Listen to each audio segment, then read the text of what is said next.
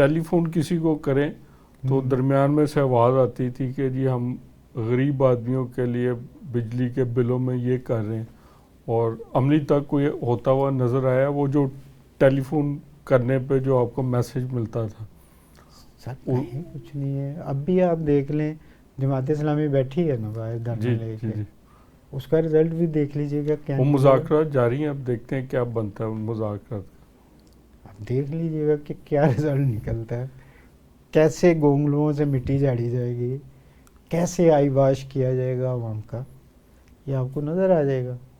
یعنی کہ دعوے نام ہوتا ہے غریب آدمیوں کا، جیسے ہمارے ملک میں جمہوریت کا نام لے کے سارے ہی غیر جمہوری کام کیے جاتے ہیں، اس طرح غریبوں کا نام لے کے سارے ہی ان اینٹی ان کے کام کیے جاتے ہیں ایسے ہی.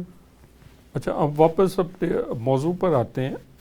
یہ جو ایڈمیشن پالیسی انہوں نے اختیار کی ہے، اس پہ ٹیچروں کا جو گورنمنٹ کے ٹیچر ہیں، گورنمنٹ جو دوسرے اداروں کے ٹیچر، ان سے آپ کی بات چیت ہوئی ہے کچھ؟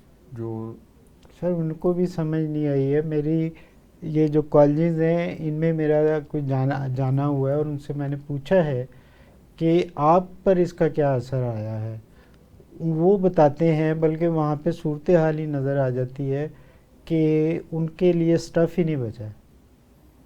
اب میری بھی ایک ایم اے کالج کے پروفیسر سے بات ہو رہی تھی اسی موضوع پہ، تو وہ کہہ رہے تھے کہ جی یہ پالیسی تو آئی ہے لیکن انہیں بھی صحیح طرح پتہ نہیں. اب بات یہ ہے کہ ایک پالیسی آئی ہے جو کالج کے اساتذہ کو بھی اس کو صحیح طرح نہیں اس پالیسی کا پتہ، تو بچوں کو کیا پتہ، اسٹوڈنٹس کو کیا پتہ ہوگا. المیہ یہ ہے، یہ تو خاموشی سے واردات ڈالی گئی ہے نا جی.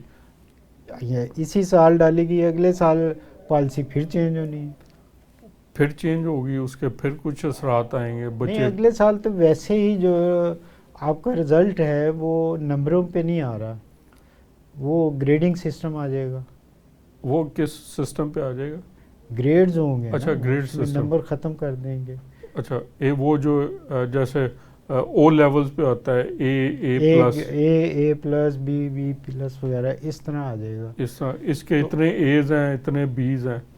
اور اگر یہ ایک سال صبر کر لیتے تو نئی پالیسی تو اگلے سال آ ہی جانی تھی، لیکن حیرت کی بات ہے کہ ایک سال بھی صبر نہیں ہوا.